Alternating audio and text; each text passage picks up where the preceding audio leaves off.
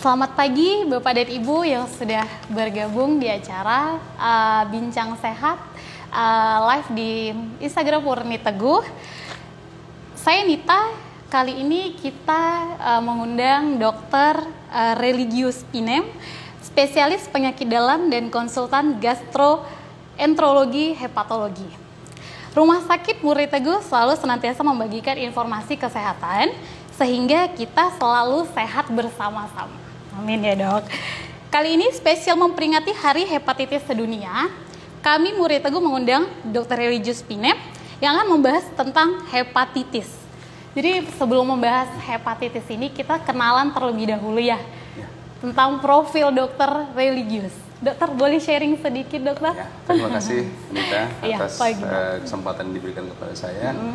Mungkin rekan-rekan daripada IG Murni Teguh juga banyak yang kenal. Ya, mungkin ini banyak peserta dari pasien-pasien kita di sini ya. Benar dokter. Ya, saya pun memperkenalkan diri dulu. Nama saya Dr. Religius Pinem, alumni FKUSU untuk kedokterannya. Kemudian saya mengambil spesialis penyakit dalam juga di FKUSU. Dan konsultannya juga saya di FKUSU. Ya, mungkin hanya pendidikan tambahan saya ada di luar ya. Itu aja. Itu aja mungkin saya. Jadi ini ya dok, dari awal sampai akhir pecinta USU ya dokter. Ya. Ini mungkin jodohnya di USU aja. Oke. Nah itu sedikit ya tentang profil dokter nih. Sebelum membahas tentang Hari Hepatitis Sedunia, para peserta nanti boleh meng-screenshot acara kita untuk kita bagikan souvenir. Dan untuk peserta yang ingin memberikan pertanyaan kepada Dr. Religius seputar hepatitis juga boleh memberikan pertanyaan di kolom komentar. Nanti kita akan bantu menjawabnya. Oke, dok, langsung saja ya dok ya, sharing tentang hepatitis. Dok, apa sih hepatitis itu dokter? Ya, secara harafiah dulu kita sebut bahwa hepatitis itu berasal dari kata hepar ya. Hepar itu adalah organ hati, merupakan organ terbesar dalam tubuh manusia dengan fungsi yang komplit ya, bisa mendetoksifikasi, menetralkan racun-racun yang masuk ke dalam tubuh, kemudian menyaring atau memfilter darah dan mensupport daripada kehidupan kita. Nah di situ juga kalau terjadi peradangan pada hati, radang itu kita sebut itis. Jadi kalau namanya peradangan pada hati atau inflamasi pada hati, itulah kita sebut hepatitis.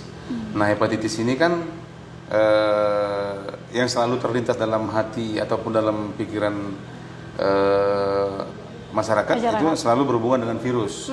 Benar. Padahal secara keseluruhan ataupun sebenarnya sih tidak mesti virus. Hepatitis itu bisa disebabkan oleh alkohol, ya, bisa disebabkan oleh obat-obatan, bisa juga disebabkan oleh fatty liver ataupun lemak atau metabolisme. Dan yang paling populer itu adalah hepatitis virus, itu dia yang paling dikenal oleh masyarakat. Banyak juga gejalanya gitu ya. Itu dia. Itulah sekilas tentang sekilas. Jadi untuk jenis hepatitis sendiri, dokter, apakah ada, dok? Ya, itu tadi seperti yang sudah kita sampaikan tadi secara garis besar, hepatitis oleh virus, oleh obat-obatan, alkohol, dan metabolisme. Jadi yang tren di masyarakat itu kan hepatitis virus, itu yang disebut dengan hepatitis A, hepatitis B, hepatitis C, hepatitis D, hepatitis F juga ada ya. Sampai F ya sampai dokter? F ada ya. Tetapi yang selalu dikenal di masyarakat dan yang sering berhubungan sama kita di klinik itu adalah hepatitis A, B, dan C, itu yang sering. Iya, benar dokter, benar sekali itu. Oke, jadi itu jenisnya dari A, B, C sampai F ya dok. Terus untuk A sampai F-nya itu cara pengobatannya sama nggak dokter? Pengobatan hepatitis virus ini sesuai dengan etiologi ataupun penyebabnya.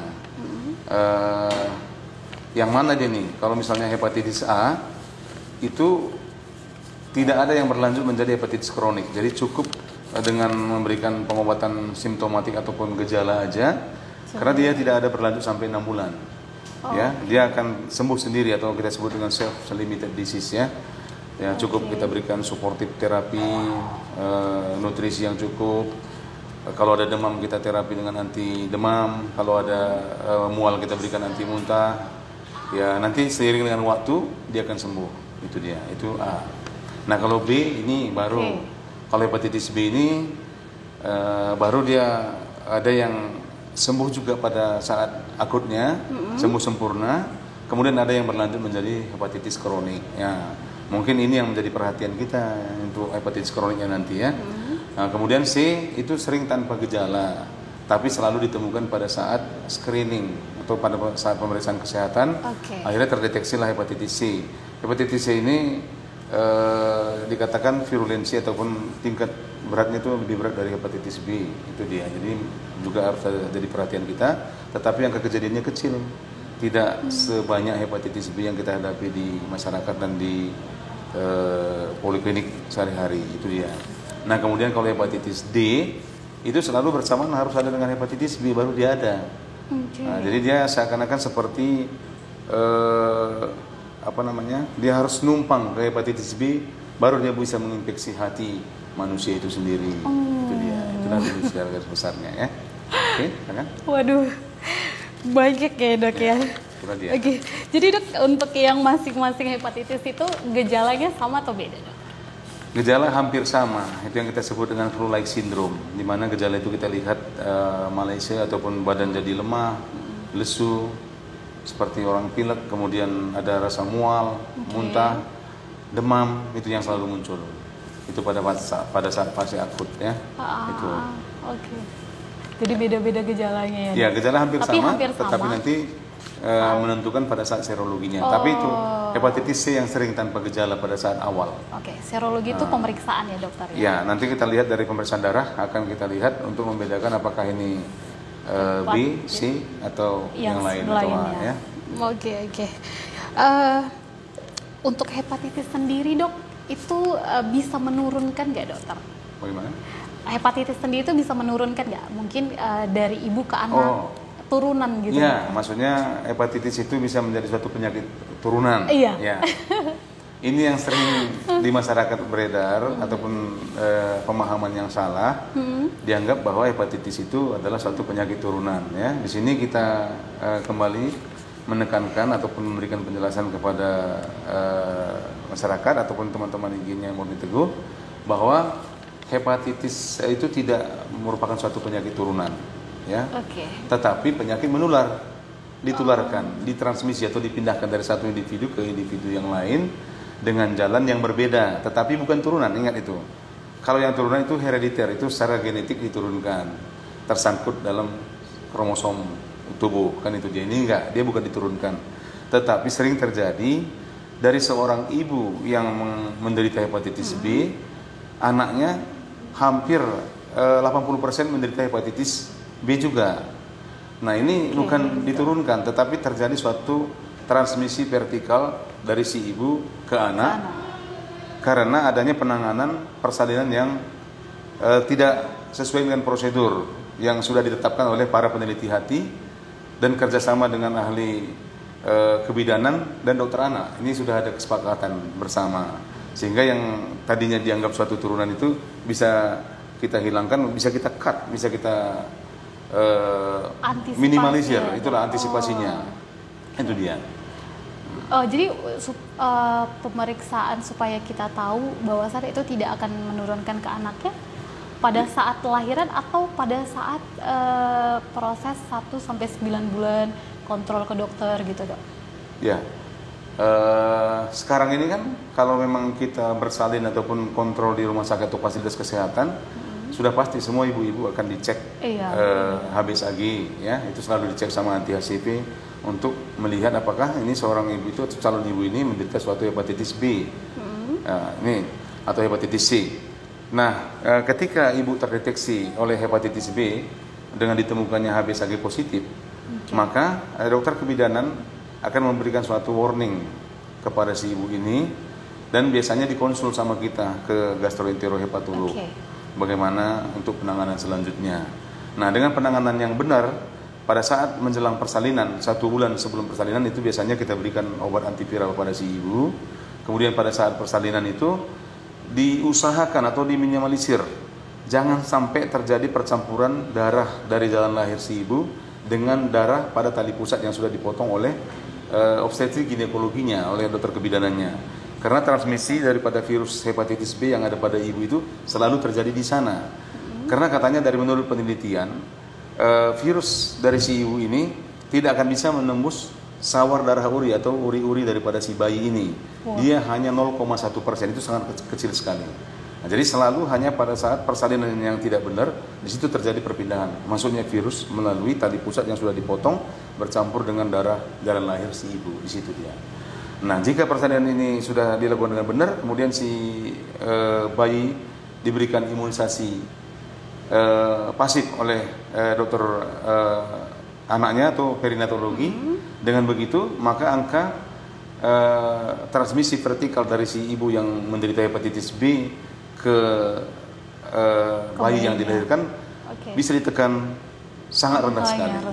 Dengan begitu, maka tidak ada lagi anak-anak ataupun bayi-bayi yang dilahirkan oleh si ibu yang menderita hepatitis B menderita hepatitis B juga. Ini bisa kita tekan.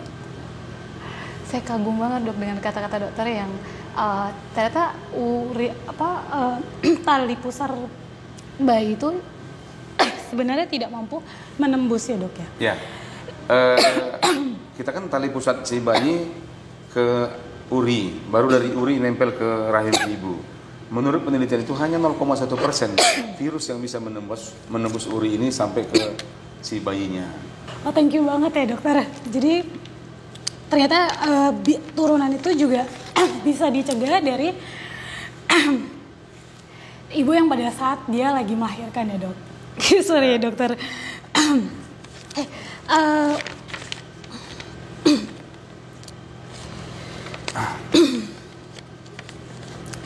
Untuk hepatitis sendiri dokter, ada yang kronis enggak dok? Untuk ada batas akut atau kronisnya enggak untuk satu pasien? Pembagian itu akut dan kronis itu adalah suatu pembagian berdasarkan onsetnya atau lamanya. Jadi kalau hepatitis akut itu kejadiannya biasanya di bawah 6 bulan. Hepatitis, jangan dikatakan hepatitis kronik, itu adalah 6 bulan ke atas ya. Hepatitis A itu nggak ada yang kronik, dia akan sembuh di bawah 6 bulan. Sesuai dengan yang tadi disebutkan dalam teori pertama itu adalah 2 sampai 3 bulan itu paling lama. Biasanya sembuh tanpa ada gejala sisa. Itu dia kalau hepatitis A ya. Tapi yang sering menjadi kronis itu adalah hepatitis B dan C. Itu yang sering menjadi kronis. Itu bisa berlanjut menjadi kronis. Ini jangan ditakutin. Kalau ini berlanjut menjadi suatu penyakit kronis, ini akan berlanjut menjadi suatu pengerasan hati. Itu yang kita sebut dengan sirosis, yang bisa juga nanti akhirnya menjadi suatu cancer ataupun hepatocellular cell carcinoma ataupun kanker hati. Ini yang perlu kita cegah gitu dia. Jadi akutnya itu sampai ke cancer ya dok? Ya, kalau di akut berarti kan nggak sampai 6 bulan. Biasanya sembuh dengan sempurna dan membaik. Tapi kalau yang kronik ini, kalau hepatitis B, dia dibagi lagi, ada kronik aktif dan ada kronik inaktif. Jadi kalau dia kronik aktif, ini yang mungkin perlu kita berikan pengobatan. Dengan pengobatan yang sekarang ini sudah tersedia obat-obat antiviral.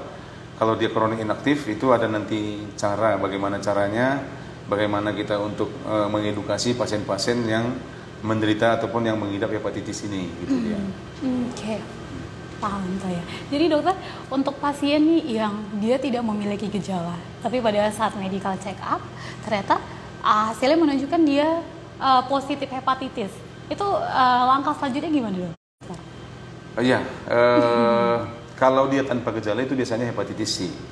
Kalau B itu pernah dia mengalami fase-fase seperti pada hepatitis B akut itu yang kita lihat adanya fase awal disertai dengan gambaran demam, Malaysia ataupun badannya pegel, ada mual, muntah, mata kuning, itu dia. Nah, kemudian menurun dan menghilang, itulah fase akut. Nah, pada saat kronik dia tanpa gejala.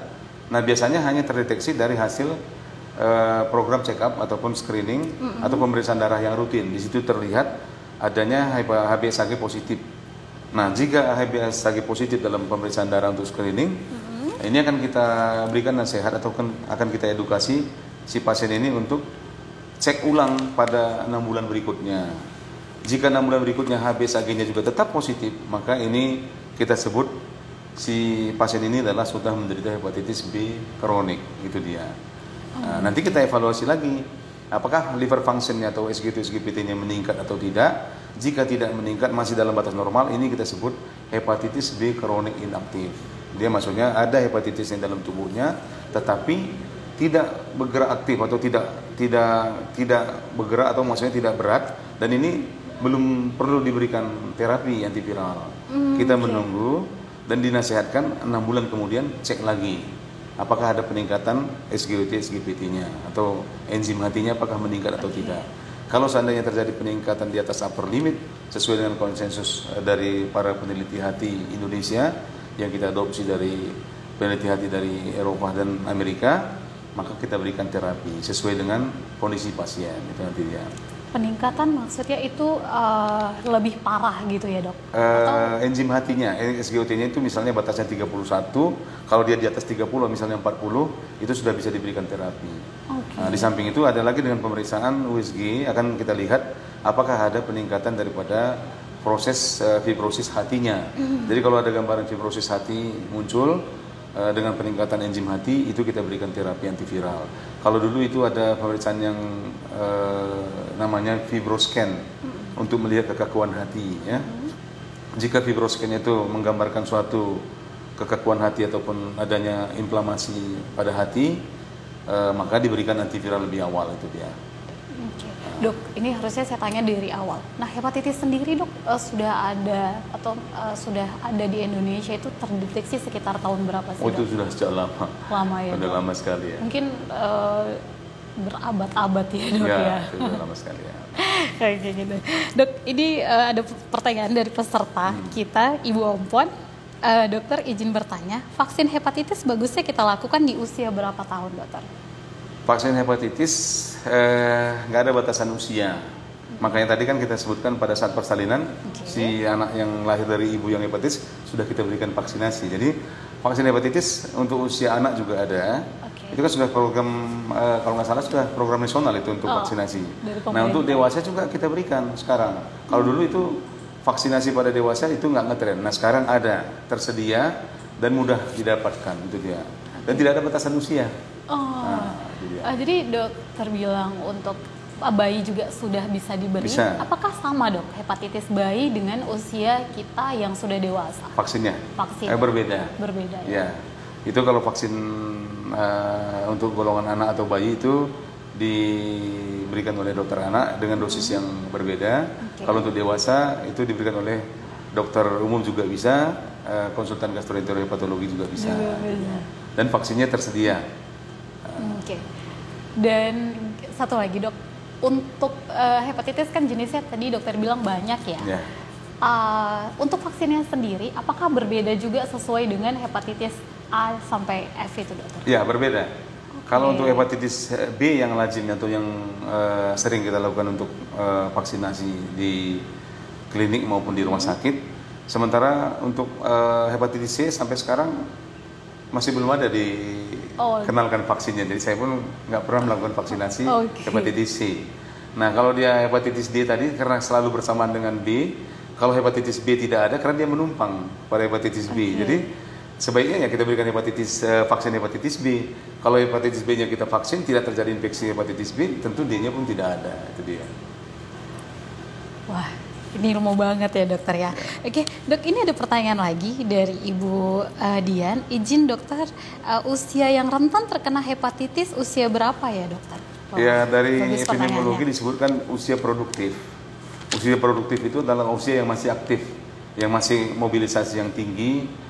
Ya mungkin usia di atas 17 tahun sampai ke 40 atau 50 tahun lah ya, itu dia. Kemudian itu dari segi usia produktif, mungkin dari segi mobilitas individu ini. Karena dia bisa berinteraksi banyak dengan individu yang lain, mengerjakan pekerjaan yang banyak dengan yang lain, kemudian bisa mobilisasinya sampai ke daerah yang endemis hepatitis, bisa berhubungan sama orang-orang yang menderita hepatitis, itu dia, itu maksudnya usia produktif. Namun tetap juga ditekankan pemberian vaksinasi pada orang yang berhubungan dengan pekerjaan yang rentan lagi, itu yang seperti tenaga medis, tenaga medis, dokter, perawat, instrumen di kamar bedah dan lain sebagainya.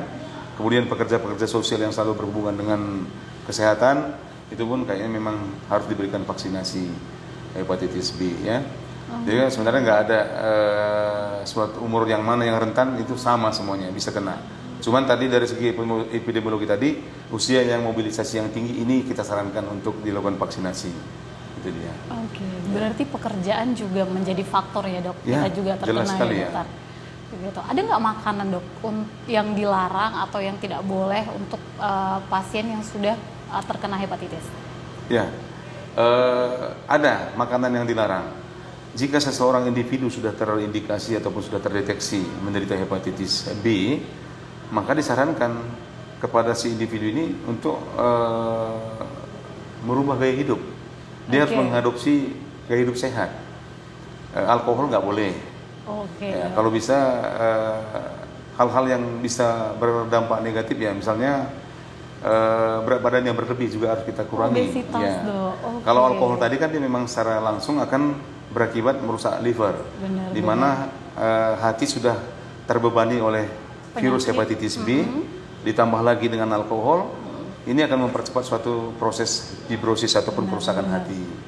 Nah, kemudian berat badan yang berlebih tadi juga akan menyebabkan suatu penyakit metabolik yang namanya fatty liver.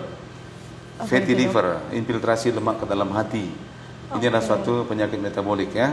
Ini juga akan membuat suatu inflamasi ataupun fibrosis pada hati lebih cepat karena sudah adanya virus di sana. Makanya kalau bisa kita usahakan berat badan ideal, ya konsumsi lemak dikurangi sehingga fatty liver bisa kita cegah atau bisa kita hambat datangnya, sehingga proses inflamasi yang disebabkan oleh hati tadi, oleh virus tadi juga bisa kita kurangi atau bisa kita tenangkan. Itu dia. Dok, mitos atau fakta sih dok, kayak ayam, jeroannya itu bisa nggak mempengaruhi kita kena hepatitis dok? Maaf ya, menyebabkan? Ya, mitos atau fakta dok, jeroan kayak ayam atau sapi gitu bisa ngebuat kita itu kena hepatitis dok? Iya. Saya rasa tidak ada hubungan langsung. Nggak ada ya. Yang jelas kalau jeroan itu biasanya berhubungan sama peningkatan asam urat ya. Biasanya diet gouty arthritis dihindari bagian dalam ataupun jeroan. Kalau untuk hepatitis tadi tidak ada hubungan langsung. Cuman kalau makanan yang berlemak tadi ya ya seperti yang kita bilang tadi akan mengurangi ataupun mempercepat terjadinya suatu fatty liver, akan memperberat proses fibrosis pada hatinya. Itu aja dia. Oke. Mungkin kita minum dulu ya dokter ya. Oke, kita ambil minum sebentar ya dokter. Oke, banyak banget dok nih pertanyaan dari peserta kita. Untuk Pak Pemi Abrahmana. Apa? Pemi Abrahmana. Wah susah banget namanya dok. Dokter, saya mau tanya, di mata dan badan terjadi karena apa ya dok? Mata kuning, izin tanya, kuning di mata dan badan terjadi karena apa ya dok? Apakah pantangan makan, pantangan makan tadi udah dibilang ya, cuma untuk mata dan badan itu kuning karena apa ya dok? Mungkin bisa jadi hepatitisnya ya dok? Ya ini pertanyaannya mungkin secara umum atau pada penderita hepatitis ini. Hepatitis. Kalau pada sebenarnya hampir sama sih, jawabannya hampir sama. Salah satu metabolisme dari hati itu adalah menghasilkan suatu bilirubin ya. Bilirubin yang meninggi ini akan menyebabkan suatu perubahan warna pada mata kuning. Itu pada sklera yang putih mata ini akan itu menjadi semua kuning. hepatitis dok? Ya, iya. Pasti Semua kalau dia itu bisa menyebabkan seperti begitu. A dan F itu juga? Iya bisa. Ya, kemudian karena bilirubin yang meningkat ini batasnya kan ada dia di bawah 1 mg per desiliter. Kalau dia sudah lewat dari situ, pertama sekali yang nampak kuning adalah mata. Jika makin tinggi atau tetap makin meningkat, lama-lama kulit juga akan menjadi kuning. Air kencing kita akan menjadi kuning pekat seperti teh. Kemudian kulit-kulit menjadi kuning semuanya. Itu dia. Jadi penyebab kuning itu adalah adanya peningkatan bilirubin akibat daripada kerusakan hati tadi. Itu dia. Itu jawabnya. Saya pernah dengar dok, jadi kalau pasien yang dia mengalami gangguan kayak kuning dulu ya dok, kuning mungkin karena hati tidak boleh berenang, bener nggak dokter? Saya rasa nggak ada. Resiko gitu, nggak ya? Mungkin dok? ini Mitos maksudnya, resiko ya? untuk lingkungan. Nanti kalau ada seseorang yang berenang di kolam renang dengan matanya kuning, kulitnya kuning, tentu yang lain pun jadi takut. Oke. Nah, ya kan begitu. Kan jadi takut dia, nggak berani orang berenang jadinya. Sebenarnya lebih melarang dia sebenarnya. Iya, itu dia. Bukan karena dia jadi ya kenapa-napa ya. Cuman kan kalau memang dia lagi menderita hepatitis, akibat daripada hepatitis menimbulkan ikterus ataupun kuning matanya itu kan dia kan memang lemah ini kondisi. Ya. Sementara kita anjurkan untuk terapi hepatitis kan harus istirahat. Ya tidak disarankan lah berenang, tapi kalau berendam boleh mungkin. Dan sendiri pasti ya, jangan ngajak-ngajak gitu ya. Kalau berenang sendiri lah.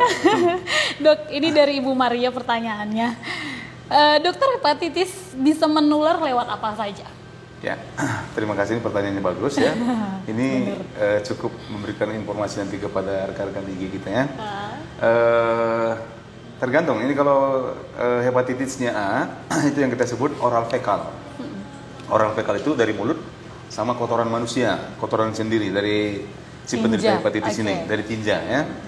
Makanya sering terjadi wabah hepatitis A.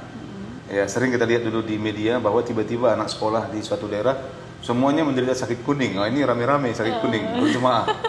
Jadi ini karena mungkin disebabkan oleh salah satu pedagang makanan di sekolah itu ataupun pengolah makanan di dapur suatu asrama menderita hepatitis A.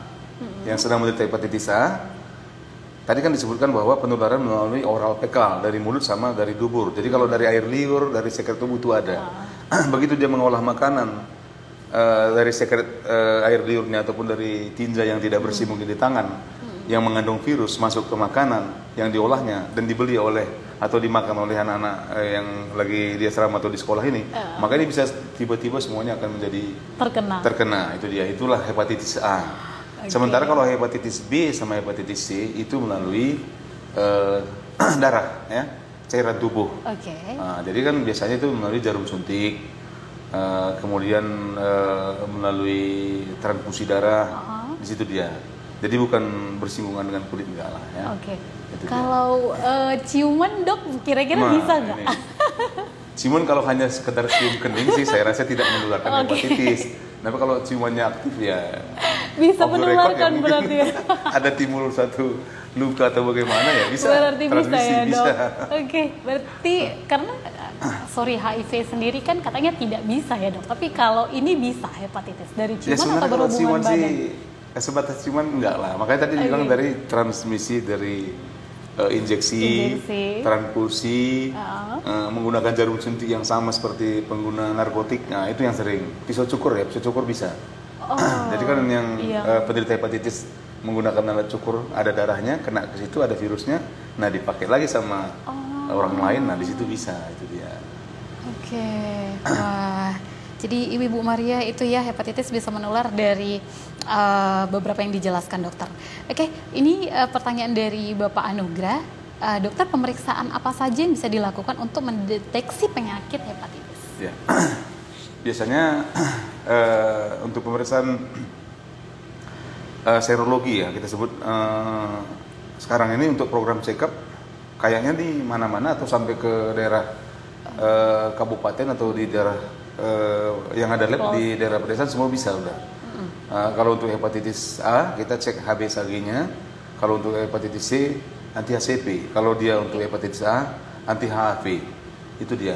Jadi dari pemeriksaan darah untuk mendeteksi adanya virus di dalam tubuh kita ataupun sudah tertular oleh hepatitis C. Kalau dari urin bisa, Dokter? Dari urin ini nanti mungkin lebih rumit, bisa sih bisa. Dari darah juga bisa, tapi kan ini rumit. Tapi kalau untuk screening cukup dengan yang tadi itu aja, serologi itu aja. Itu penjelasan dokter ya Pak Anugrah. Ini pertanyaan dari Ibu Susilawati. Dokter, hepatitis terbaru itu apakah perlu isolasi? Wah, yang baru apa ya, Dok? Ya, yang terbaru ini yang tren selalu itu yang bersamaan dengan COVID-19 itu kemarin. Ya. Wah, apa Dok? Saya ketinggalan banget. Itu makanya dihubung-hubungkan dengan vaksin atau segala macam vaksin COVID-19. Sebenarnya enggak ya.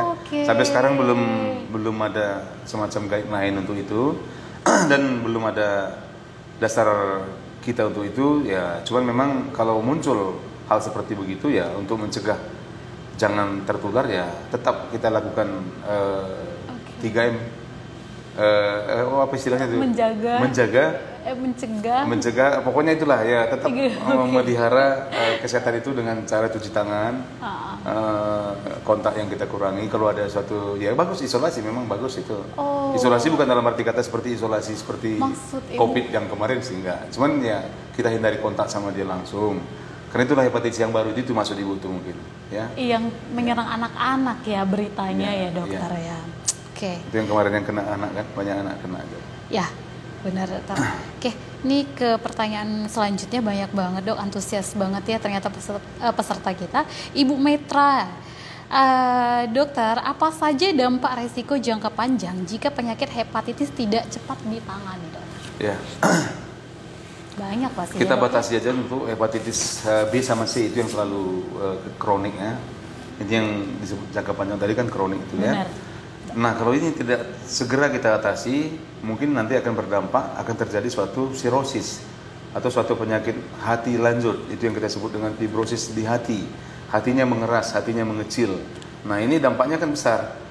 Hati tidak lagi berfungsi sebagaimana mestinya. Benar.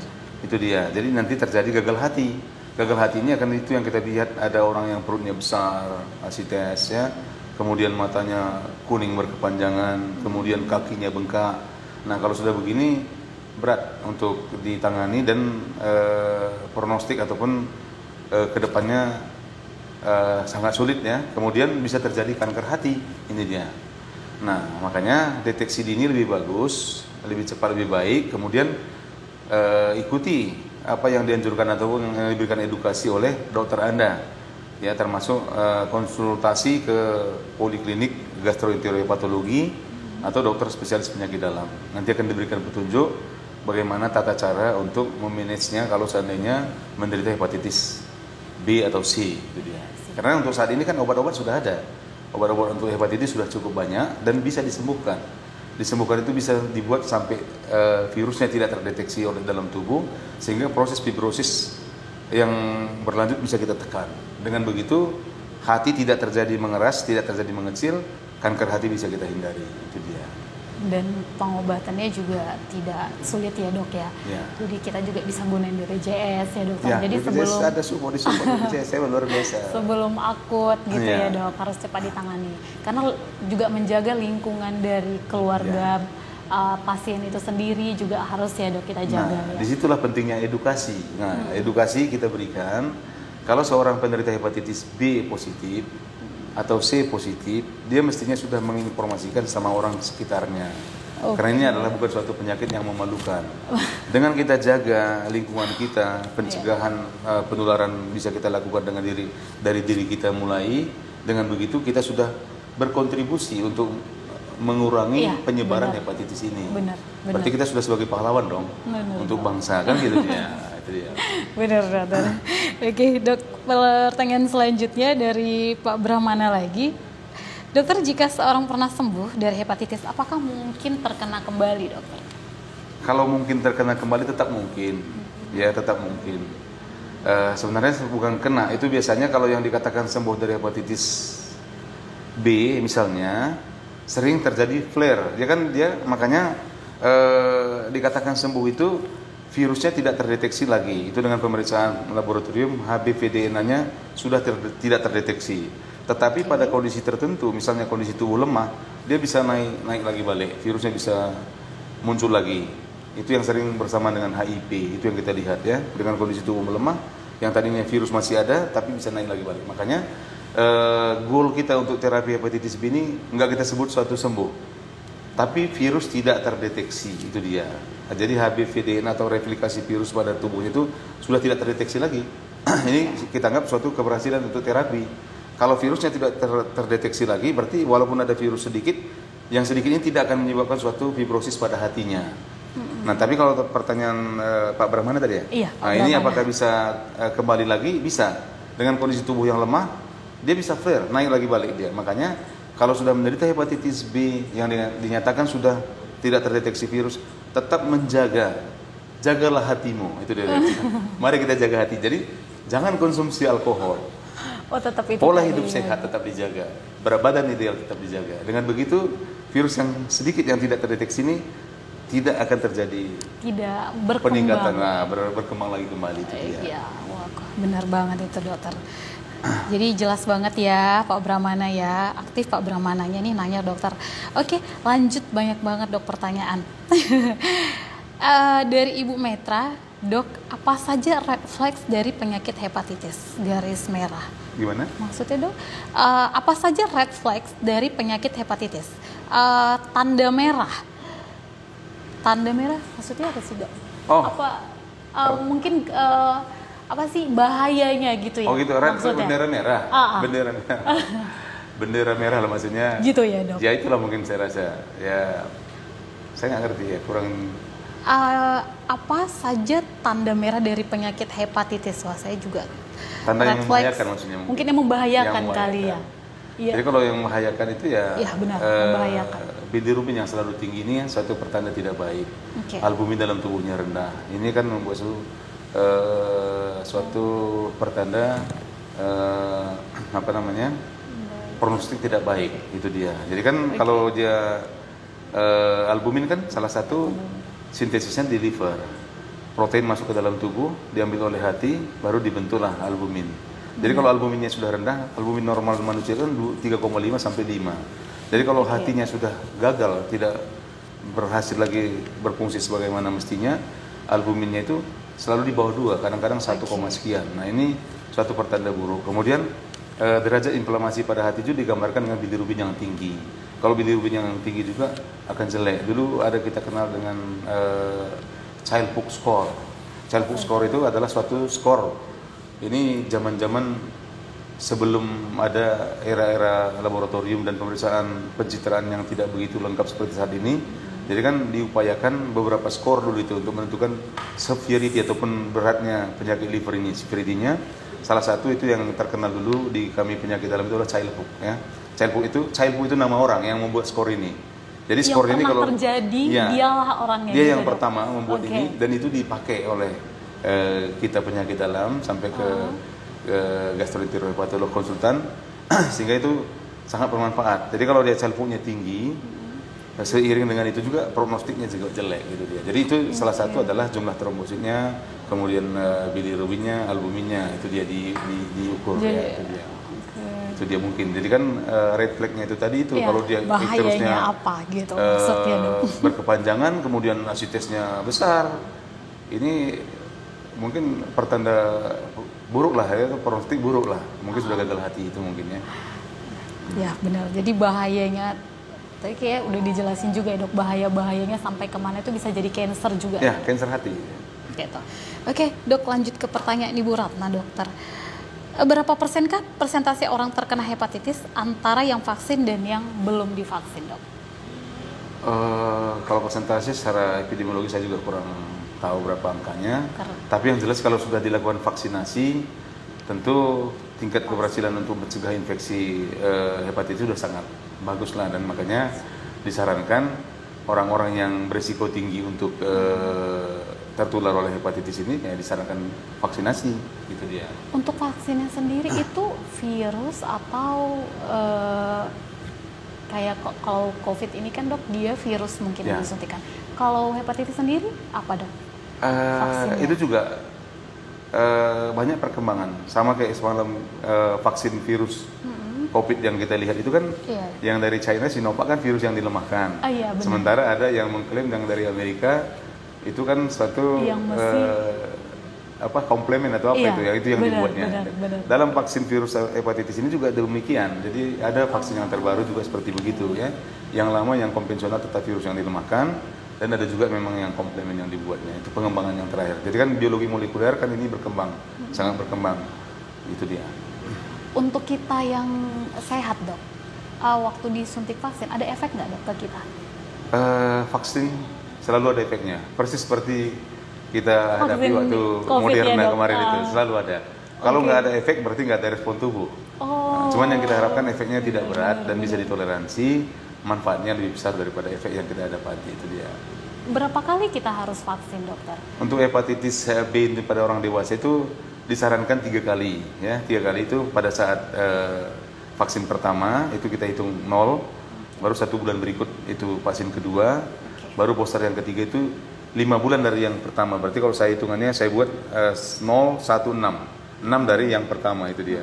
Tapi saya lihat ada literatur juga dibuatnya 0, 1, 5. 5 dari sini nih hitungnya darinya. Dari yang kedua berarti. Iya, dari yang kedua. Okay. Kan 5 bulan dari yang kedua. Berarti yang mudah dihafal ya 0, 1, 6 gitu aja. 6 dari yang pertama gitu. Nah, kemudian setelah itu bisakah diulang? Bisa. Disarankan 5 tahun setelah vaksin ketiga di booster lagi, diberikan sekali lagi. Oh gitu, Dok. Ya, dengan dosis yang sama atau Ya, vaksin yang sama? Dosis yang sama. Dengan vaksin yang sama Dengan atau vaksin yang sama. mungkin jika ada vaksin keluaran terbaru gitu, Dokter? Sebaiknya yang sama. Yang sama ya. Oh, oke. Benar banget, Dokter. Oke, Dok, ini pertanyaan lagi dari Ibu Ratna. Dokter, persentase untuk untuk Bapak Brahmana, bagaimana penanganan jika orang-orang terdekat kita ada yang hepatitis? Ya. Penanganan di kitanya. Ya. Penanganan di Bagus kita, ya, inilah ini yang perlu edukasi ya. Jika ada orang sekitar kita menderita hepatitis B, tidak perlu kita lakukan Penjauhan diri gitu ya, Dok. tidak perlu Jadi kita singkirkan, tidak perlu kita asingkan individu ini. Kalau untuk hanya orang dekat tapi bukan pasangan hidup kita, sebenarnya nggak begitu rumit. Tapi kalau dia pasangan hidup kita harus vaksin. Itu dulu yang pertama. Karena kita bakal melakukan close contact, ya kan itu, ya, ada hubungan yang sangat dekat. Itu harus divaksin. Tapi kalau hanya dalam suatu lingkungan pekerjaan dan lain sebagainya, tidaklah mengharuskan kita menjauhi dan vaksin. Tetapi tadi kan sudah disebutkan, kalau memang di sekitar situ ada orang hepatitis, disarankan orang sekitar situ juga yang ada di situ ya vaksinasi. Kan tadi kan disebutkan itu. Makanya mobilisasi tinggi, usia produktif, kemudian berada pada lingkungan yang angka kejadian hepatitisnya itu tinggi, itu dia. Jadi disarankan memang tetap vaksin. Mana tahu kita nanti ada sesuatu hari ada kontak atau bagaimana, kita nggak tahu. Saya belum vaksin. Iya, disarankan vaksin, tetapi tidak perlu persekusi atau dijadikan sesuatu yang bahaya disingkirkan gitu, ya. Karena seperti yang kita ketahui tadi, kalau dia hepatitis B atau C kan dia harus transmisi melalui cairan tubuh, serum, suntikan, pisau silet yang digunakan bersama-sama, sikat gigi katanya yang bersama-sama, karena sikat gigi kan sering juga ada berdarah. Nah, ada virus di situ bisa juga masuk dia. Itu dia. Tapi kalau hanya lingkungan kerja dengan meja yang berbeda, saya rasa enggak lah sampai segitunya gitulah. Bisa lah kita berhubungan, mau salaman juga nggak apa-apa kok. Nggak salah ya. Itu dia. Kalau suami istri yang suaminya terkena hepatitis, disarankan bagaimana? Si istrinya kita cek dulu, itu ya darahnya, kita cek HbSAg-nya, apakah sudah terdeteksi atau tidak. Benar. Kalau seandainya si istri ini belum terdeteksi ataupun HbSAg negatif, maka kita sarankan untuk divaksinasi. Itu dia. Tetap balik lagi vaksin ya, Dok. Ya, wah, vaksinnya. Saya belum vaksin nih, Dok. Berarti saya harus vaksin ya. Oke, Dokter, ini banyak sekali pertanyaannya, Dok. Tapi sepertinya waktunya sudah benar-benar hampir habis ya, Dok ya. Saya kasih satu pertanyaan lagi, Dok, buat dokternya dari Bu Susilawati. Ibu Susilawati. Ya. Dokter, setelah pasien hepatitis sembuh, berapa lama waktu dia tunggu untuk bisa vaksinasi? Oh, bisa vaksin juga yang sudah terkena, Dok? Iya, ini pertanyaannya bagus dan informatif, dan ini kita share sama peserta ya? Peserta ataupun peserta kita ini. Kalau sudah terinfeksi oleh hepatitis B ataupun C misalnya, kemudian sudah dinyatakan sembuh dengan pengobatan, ini tak perlu lagi dilakukan vaksin. Tidak perlu dilakukan vaksin. Gitu. Nah, ini saya sedikit apalagi ya. Kalau misalnya tadi kan hepatitis B lah ini yang paling sering hepatitis B. Hepatitis B kan tadi ada akut, kejadiannya masih di bawah 6 bulan. Baru ada yang ini 80% sembuh.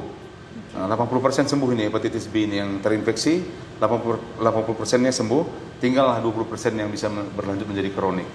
Nah, yang kronik ini yang 80% sembuh ini tidak perlu divaksin lagi. Nah, dia sudah terbentuk imunisasi aktif. Nah, itu dia. Nah, kemudian yang 20% tadi yang berlanjut menjadi kronik, ada yang kronik aktif dan kronik inaktif. Kronik aktif misalnya dengan peningkatan fungsi hati yang meningkat tadi, kemudian HBP DNA-nya terdeteksi sangat tinggi, kemudian dijumpai adanya marker-marker inflamasi ataupun fibrosis hati terjadi, kita berikan terapi hepatitis. Ya, diberikan terapi hepatitis, apakah itu pegylated interferon dengan nukleosida analog, kemudian dinyatakan ini sembuh. Si penderita dinyatakan sembuh, tidak perlu dilakukan lagi vaksinasi, gitu dia. Jadi yang perlu divaksinasi orang yang tidak tertular oleh hepatitis B, yang belum tertular, itu dia. Yang belum. Nah, mudah-mudahan ibunya peserta kita ini mendengar dan bisa memahaminya itu ya. Benar-benar banget, Dok. Dok, mungkin ini menjadi pertanyaan terakhir karena waktu kita juga sudah hampir habis ya, Dok. Apakah semua hepatitis yang dari A dan F bisa disembuhkan, Dokter? Ya, kalau kata bisa, bisa. Dengan tingkat kesembuhan yang bagaimana? Makanya saya bilang tadi kalau A itu memang sembuh sempurna, dia self limited, tanpa diberikan obat-obat, cukup dengan istirahat, kemudian hanya suportif aja lah, nggak perlu antiviral, dia sembuh. Kalau B tadi yang menjadi kronik tadi, bisa kita sembuhkan, bisa. Itu tadi makanya goal kita adalah virus tidak terdeteksi, tidak terjadi fibrosis, itu dia. Nah, C juga bisa, ada antivirusnya sekarang. C juga bisa, dengan kemajuan yang terakhir yang kita lihat di beberapa literatur, pengobatan tinggal 3 bulan bisa C. Justru lebih mudah mengobati hepatitis C daripada hepatitis B untuk saat ini. Kalau dulu lebih menakutkan hepatitis C. Ya, saya ingat dulu kalau dulu itu begitu terdeteksi hepatitis C, kita langsung berikan antiviral dan usahakan jangan sampai terjadi fibrosis. Nah, sekarang lebih mudah mengobati hepatitis C dan tidak perlu suntik, dengan oral aja gitu dia. Nah, kemudian yang D tadi kan harus ada ikutan B. Yang lain juga seperti begitu. Jadi kalau jawabnya, kalau ditanya bisa, semua bisa disembuhkan. Ya, tapi tingkat keberhasilannya berbeda. Kemudian ada tingkat keberuntungan. Ada juga yang menjadi sirosis. Nah, kalau dia terdeteksinya sudah dalam kondisi yang sudah berat ataupun sudah decompensated, itu mungkin agak sulit. Makanya di sini yang dipentingkan adalah program screening. Kemudian begitu terdeteksi, rutin kita konsultasi, datang ke poliklinik untuk mendapatkan edukasi bagaimana mestinya pola hidup yang harus kita lakukan, apa langkah yang mesti saya ambil. Makanya nanti begitu seorang individu terdeteksi hepatitis B, kemudian lebih dari 6 bulan kita nyatakan dia hepatitis B kronik, kemudian SGO SGPT-nya atau liver function tesnya masih normal, ini kita sebut hepatitis B kronik inaktif. Nah, begitu dia inaktif, 6 bulan kemudian kita sarankan itu, kita berikan nasihat, 6 bulan kemudian datang lagi untuk kontrol, cek lagi SGO SGPT, begitu dia meningkat kita cek HBV DNA, itu viral loadnya berapa jumlah virusnya, baru kita berikan terapi antivirus. Dengan begitu mudah-mudahan bisa kita manage dia, tidak sampai terjadi kanker hati, itu dia. Jadi lebih tepatnya adalah teratur ya, Dok. Ya. Jadi mencegah, terus menjaga juga, mengecek dengan teratur, lebih seperti itu ya, Dok. Jadi supaya kesembuhannya itu tingkat kesembuhannya tinggi, gitu ya. Lebih bagus, prognosis lebih baik. Oke, Dokter, nggak kerasa ini, Dok, ternyata udah hampir 1 jam kita bincang-bincang, Dokter. Buat teman-teman yang udah bertanya, yang pertanyaannya sudah kita jawab, dan yang belum kita jawab mohon maaf karena keterbatasan waktu. Nah, untuk acara hari ini, Dok, peserta yang sudah bergabung, ada nggak pesan dan kesan yang mau disampaikan, Dokter, ke peserta kita? Ya, terima kasih pada peserta yang sudah bergabung dengan kami. Ya, saya hanya berpesan, ya mudah-mudahan kita semua tetap sehat. Amin. Itu harapan kita, doa kita bersama. Kemudian jika seandainya dalam lingkungan kita ataupun dalam keluarga terdeteksi adanya hepatitis B, C, dan A, saya sarankan jangan panik, segera hubungi dokter Anda, datang ke konsultan Anda ataupun ke poliklinik kita yang ada tersedia di Rumah Sakit Murni Teguh. BPJS sangat respon dan memberikan terapi dengan baik. Pemeriksaan juga disiapkan oleh BPJS ya. Itulah pesan dan kesan dari saya. Terima kasih. Oke, thank you, Dokter. Jadi buat peserta yang pengen kontrol ke dokter juga, dokter praktek di Rumah Sakit Murni Teguh dari Senin, Selasa, Rabu, dan Kamis dari jam 11 sampai jam 12. Benar ya, Dokter ya? Oke. Nah, untuk acara live kita hari ini, peserta yang sudah bergabung itu boleh SS screenshot. Nanti kirim ke pas inboxnya Murni Teguh untuk kita berikan hadiahnya. Oke, dokter terima kasih banyak sharing hari ini. Semoga bermanfaat buat teman yang udah bergabung dan saya juga. Saya dan dokter memohon maaf jika ada kesalahan selama live ini berlangsung. Kita kembali lagi untuk live berikutnya dan sharing dengan dokter mungkin lagi nanti ya dok ya. Oke. Terima kasih. Saya Nita dan dokter Religius pamit undur diri. Sampai jumpa.